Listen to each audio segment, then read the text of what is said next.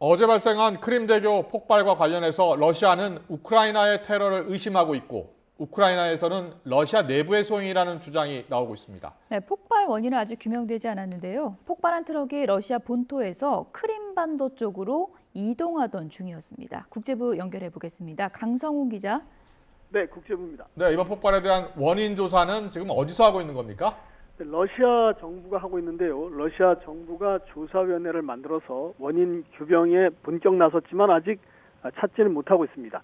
러시아 조사위원회는 지금까지 이 폭발한 트럭이 크림반도 건너편 러시아의 크라스노다르 지역에 사는 한 남성의 소유다, 이런 것을 밝혀냈습니다. 러시아 당국은 이에 따라 이 남성의 집을 수색하고 트럭의 이동 경로를 조사하고 있습니다. 하지만 트럭 운전사의 신원은 물론이고 이 생존 여부는 아직 확인이 되지 않고 있습니다. 이 러시아 국가 대테러위원회는 이번 폭발로 모두 3명이 사망을 했는데 이 중 2명은 폭발 현장에 다른 차에 타고 있던 남녀 부부다, 이렇게 발표를 했습니다. 그러나 나머지 1명이 트럭 운전사인지 아니면 또 다른 사람인지 여부는 설명하지 않아서 의문이 여전한 상황입니다. 네, 여러 가지 추정 중에 우크라이나가 공격했을 가능성도 제기가 됐는데요. 근거가 있는 겁니까? 네, 우크라이나의 대통령 보좌관인 미하일로 포돌리아크가 이 폭발 초기에 이번 사건이 하나의 시작이다, 이렇게 말을 했는데요. 이번 폭발에 우크라이나가 관련돼 있음을 시사한 건데, 포돌리아크는 원인 조사가 진행이 되자 러시아 내부의 문제일 수 있다는 점을 지적하고 있습니다. 문제의 트럭이 러시아 본토에서 출발을 했는데 이것은 폭발이 러시아에서 조종됐음을 보여주는 거다, 이렇게 말한 겁니다. 러시아 국내의 전쟁 반대 분위기를 상기시키면서 푸틴 정권 내부의 싸움에 의한 것일 수 있다, 이런 점도 언급을 했습니다.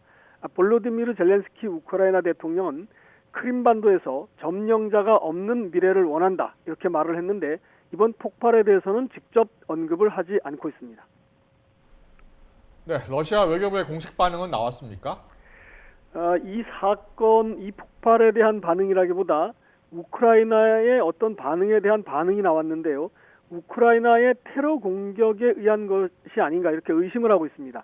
러시아 외교부 대변인은 민간의 기반 시설 파괴에 대한 이 우크라이나 정권의 반응은 테러리스트의 본질을 보여준다, 이렇게 지적했습니다. 우크라이나에서 교량 폭발을 조롱하는 반응이 계속 나오자 이번 사건이 우크라이나의 공격에 의한 것임을 사실상 주장을 하고 있는 겁니다. 이 러시아 내부의 친푸틴 정치인들은 폭발 원인 조사와 관계없이 우크라이나를 배후로 지목하면서 즉각적인 보복을 요구하고 있습니다. 앞서 푸틴 러시아 대통령은 폭발 직후에 크림대교와 또 크림반도 내의 에너지 시설들에 대해 보안 강화령을 내렸습니다. 이 보안 강화 대상에는 크림반도와 본토 사이에 케르치 해협을 건너는 모든 교통수단, 그리고 이 부근에 있는 전력망, 또 가스관 등이 포함되어 있습니다. 네, 크림대교가 끊기면 러시아 군 보급에 큰 차질이 생길 수 있다는 분석이 많았는데요. 지금 실제로 그런가요? 아직은 확실하게 판단할 수는 없는데요. 그럴 가능성이 있다는 게 전문가들의 관측입니다. 러시아는 크림대교의 폭발 이후에 응급복구를 통해서 현재는 열차와 차량의 이동이 재개됐다면서 군의 보급에도 문제가 없다, 이렇게 밝혔습니다. 러시아 교통부는 이번 폭발에도 피해를 입지 않은 다리의 한쪽 방향 편도 2차선 도로에 현재 버스 그리고 경차는 다시 다니기 시작했다, 이렇게 보도했습니다. 이렇게 발표를 했습니다.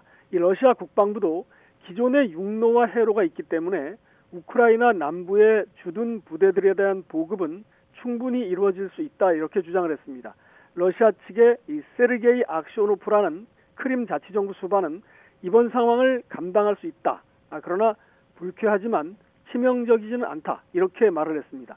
하지만 미국 뉴욕타임스 신문은 러시아 국방부가 보급이 어떻게 가능한지, 어떻게 충분하게 가능한지에 대해서는 제대로 설명을 하지 않았다, 이렇게 보도를 했습니다. 월스트리트 저널도 교량 설계 전문가와의 인터뷰를 통해서 이번 폭발로 크림대교의 구조가 손상돼서 완전 복구에는 수개월이 걸릴 수 있다고 내다봤습니다. 이 신문은 또 열차 운행이 재개됐다고는 하지만 일정 수준 이하의 가벼운 열차에만 통행이 제한될 수 있다, 이렇게 전했습니다. 실제로 오늘 로이터 통신은 화물 트럭의 경우 이미 다리 대신 배에 싣고 케르치 해협을 건너는 방안을 찾고 있다 이렇게 전했습니다. 지금까지 국제부에서 전해드렸습니다.